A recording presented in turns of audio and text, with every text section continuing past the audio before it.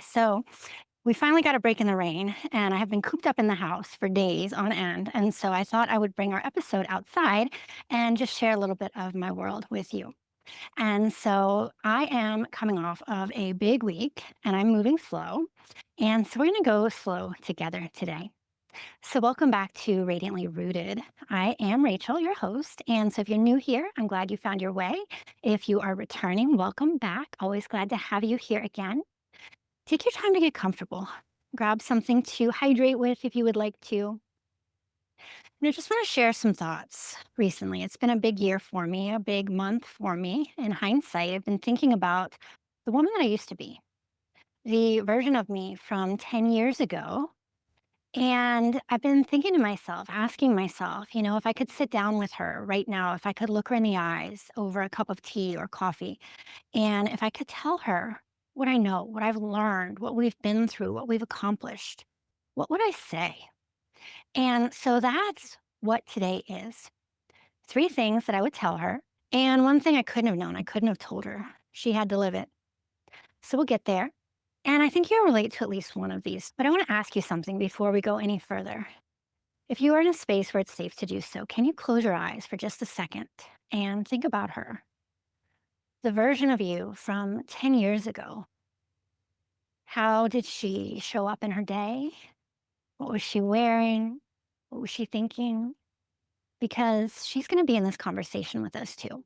So I've talked about some of this with you before, but 2016 was really a foundational year for me. It was the year that I built the rest of my life. And hopefully I've got a long rest of my life left. We never know. But there were three pivotal things that happened for me that year or started to happen. And every single one of them asked me to do the one thing that I was still learning how to do: trust myself. I sold a house and I bought a cabin on 11 acres that the home inspector called a money pit. It is. I started dating the man who's now my husband. And somewhere between teaching yoga in the room upstairs in my house and going back to my job on Monday mornings, I said yes to building this dream job on the side. This yes, I couldn't say no to, even though I couldn't fully see it yet. And so that yes became my business and is still evolving as my business. And so when I say 2016 built the rest of my life, I really mean that because I'm living from inside of it. That's the power of this work. That's the power of presence. It has brought me to who and where I am now. And I've learned so much along the way. So here are three things that I might go back and tell that woman if I could. And I think that at least one of these might be something that you could benefit from as well. So I want to share something with you. I have always been the type of person who loved to collect quotes. I had binders of them. I had tons and tons of clippings. And so today's quote is one that I have been carrying with me since high school. It is by Elbert Hubbard, and it's the guideline. It says, "The line between failure and success is so fine that we scarcely know when we pass it. So fine that we're often on the line and do not know it. How many a man has thrown up his hands at a time when a little more effort, a little more patience would have achieved success? As the tide goes clear out, so it comes clear in. Sometimes prospects may seem darkest when really they're on the turn. A little more persistence, a little more effort, and what seemed hopeless failure may turn to glorious success. There is no failure except in no longer trying. There's no defeat except from within. No really insurmountable barrier save our own inherent weakness of purpose." And so I invite you to just sit with that for a second. And so 10 years ago, in a couple weeks, give or take, here's the story. I was standing right here on this porch behind me. It didn't look like it does right now. And I was thinking about buying this cabin. The home inspector was out here and I asked him his opinion. And he said he wasn't really supposed to give it to me. But in his opinion, this place would be a money pit. Now, at the time, I was 35 years old, a woman buying this cabin on my own. And I had absolutely no idea how I was going to find the way to make all the repairs that it needed. The roof behind me that you can see, you may be able to see a little bit of it if you're actually watching the video. If not, no worries. You can picture it in your head. The house was, it's on piers on the side of a mountain, and those piers were sagging. And so the house was not only sagging, like it looked like it was tipping down the mountain, but it was also sagging in the middle. So it looked like it was smiling. And so this roof back here, it was actually smiling. I said it looked like a happy house because it was smiling, but he said he thought it would be a money pit. And then someone else very close to me said, this is a person who would support me no matter what. They just wanted to make sure that I was really contemplating and thinking things through because I do have a tendency to leap before I look. And so this person said to me, are you sure? Are you really sure that's what you want? It takes a really rugged person to live out here. And I was like, yes, yes. In my soul, yes, this is what I want. Something in me, in my heart said, yes, this is right. And so you may know that feeling. You may know exactly what I'm talking about right now. You're standing in the middle of something, a decision, a direction, a dream, and everybody around you has an opinion, but something in you knows.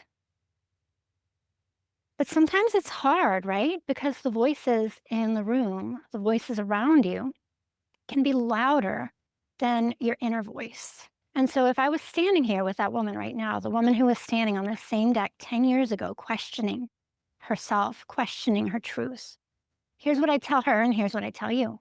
Trust the process, even when it doesn't look like what other people would call smart. Trust the process when it feels true to your core, to your soul, to your heart. The tide goes out before it comes in. You might be on that line right now and not even know it. So keep going, keep trusting, keep moving forward. Trust the process. All right, as we move into the second thing that I want to share with you today, again, I'm going to kick this one off with a quote. This one is attributed to Alice Potter, and I had this on my bulletin board for years. I am optimistic and confident in all that I do. I affirm only the best for myself and others. I am the creator of my life and my world. I meet daily challenges gracefully and with complete confidence. I fill my mind with positive, nurturing, and healing thoughts. That is an affirmation that I have been saying to myself for years. And I used to say it almost like I was trying to convince myself that it was true. But then over time, it became true. And so here's what happened. 2 weeks after I closed on this cabin, after I had just made the biggest trust your gut decision of my adult life, and there had been a few before that, moving out to California for a seasonal job, driving cross country by myself when I was 24, 25, moving to Georgia without a job lined up, trusting that I would find one. But 2 weeks after I closed on the cabin, after I made the biggest trust myself decision of my life, I went on the first date with a man who's now my husband. We had been in each other's circles for a while, and so maybe it was just coincidental timing, but trust the process, trust yourself. What I know is this: had I met him at a different time, it wouldn't have been the right time. I had to evolve into the woman that was ready for this kind of a relationship. I had spent years getting back to myself, figuring out who I was again. I had lost myself, and I had to unbecome everything that I had become that wasn't me, that didn't fit anymore. And in unbecoming, in the making choices that were mine, in trusting myself toward the cabin, towards the business that's coming, toward the life that actually fit me, I finally became this version of myself who could recognize what was right for me when it showed up. And so I invite you to hear me on this one because I struggled with this for a really long time. The work that you're doing right now, even if you can't see the results, the work that you're doing to come back to yourself, to trust yourself, to choose yourself, that work is not keeping you from what you want, but it's making you into the person who is ready to receive it. You are evolving into the person who is ready for the life that you're creating. That becoming, as much as it can feel like it, it's not the delay. The becoming is the whole thing. So trust yourself, even when, and especially when you're the only one in the room who can see what you're becoming And perhaps beneath that, even more importantly, what you're unbecoming to get there. And the third thing I would have told myself is to keep going, just keep going in the direction of your dreams. Somewhere in 2016, between the cabin and that first date and the Monday morning commute back to my day job, I said yes inside my body. It was a quiet, deep knowing that I had known for a while that corporate life wasn't where my story ended. I didn't actually start my business on paper until 2019. I was a contractor from late 2015 through 2019. And I didn't walk away from my day job until late 2025 last year. So 9 years between the moment that I knew and the moment that I was ready to step into my next evolution. And so you might be thinking, 9 years? I don't have 9 years. And so I want to touch on that because all of our timelines are different. The 9 years, I wasn't waiting, I was building. Every yoga teacher training, my life coach certification, my health coach certification, the energy healing, every late night of learning, traveling for teacher trainings, traveling for professional development, every layer of the work, that was the universe answering a yes that I already had said in my body many, many years ago. And so keep moving forward in the direction of your dreams, even if the steps feel small. Baby steps in the direction of your dreams. The line between where you are now and where you're going, it might be a lot finer than you think. You might be on it right now and not even know it yet.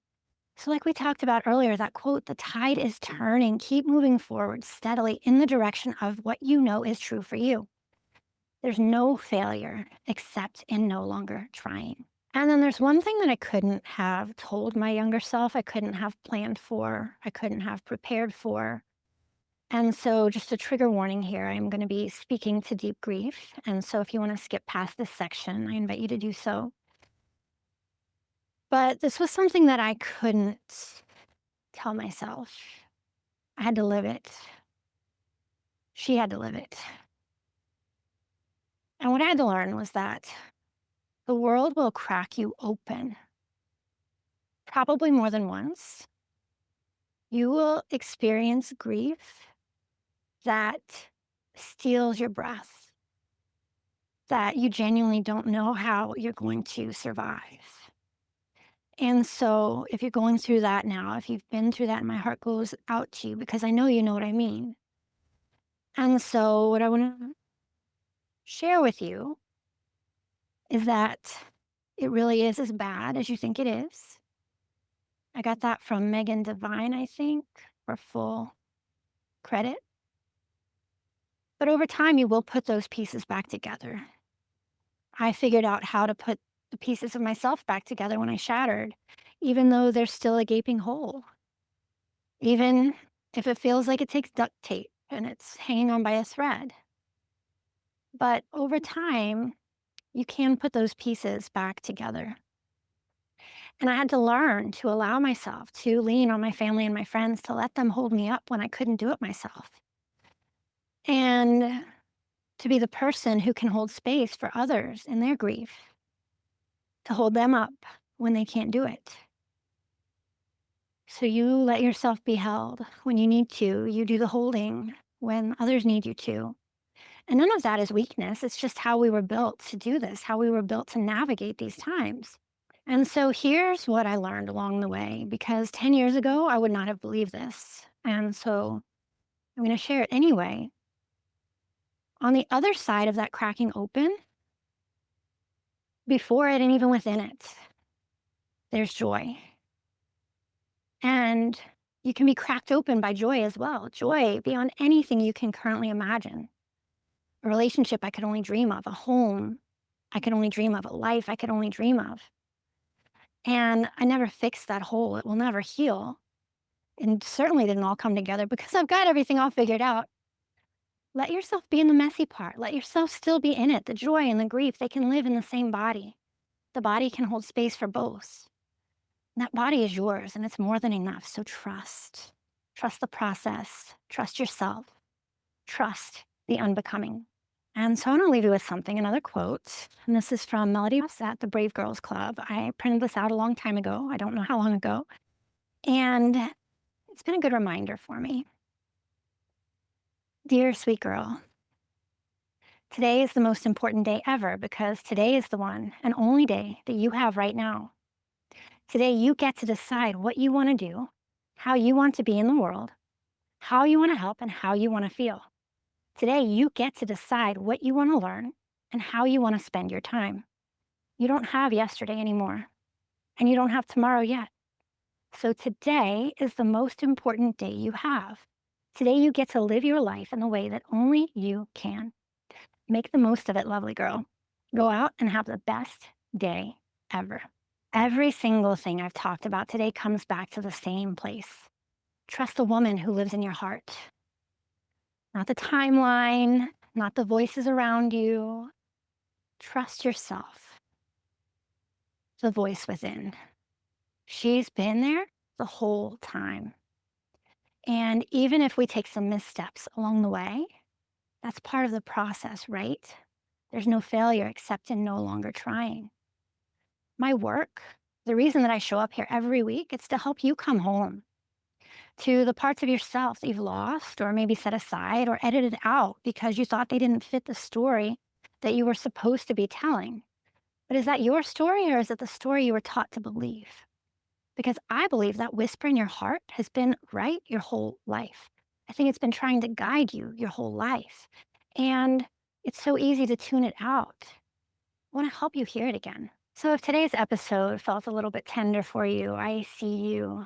I understand this work of looking backwards can be daunting. We see the challenges, the struggles, the joy, the growth, the evolution, all of it is part of our story. And so, wherever you are on that map, wherever you are on that journey, I'm so glad that you were here with me today. Now, I made something a little while back that has been super helpful for me along my own journey of trying to hear my own inner voice, trying to connect with the energy that my body needs. It's a free chakra quiz, and it's going to help you figure out where in your body, where in your life you might be the most out of balance, the most in balance, or anywhere in between. And so it can be a really gentle place to start coming back home to yourself. I'm going to leave that link down in the show notes for you below. So just give yourself a few minutes to take it when you get a chance. And then if you want to, come back and share in the comments with me what your results were, if there was anything that surprised you. Most of the people who've taken this chakra quiz so far have told me that the results were uncannily accurate and that they weren't necessarily surprised by the results. They were things that they've known they've needed to work on for a while. But breaking it down so clearly gave them the focus to know exactly where to invest their energy in the weeks and months ahead so that they can really see the progress, the growth, the transformation in themselves on this journey of life, right? And so I invite you to trust the process, trust yourself, trust your inner knowing. Keep moving forward, small, steady steps in the direction of your dreams. The chakra quiz can help you with the next step if you're stuck. And be open to being shattered by both the good and the bad, the joy and the loss, the heaviness and the light. It will open you in ways that you can't prepare yourself for. Thank you so much for being here. Hope to see you next week on another episode of Radiantly Rooted. Thanks for listening to Radiantly Rooted with Rachel. If this episode brought you a little more clarity, grounding, or inspiration, I'd love it if you shared it with a friend or left a quick review. It really helps more women find this space and feel supported on their own path. And if you are craving more soulful support, head on over to rachelhupp.com to join my email list. That's where I send free resources, gentle guidance, and invitations to go deeper. Until next time, trust yourself and root in to what matters. Because the life you want, it starts by coming back home to you.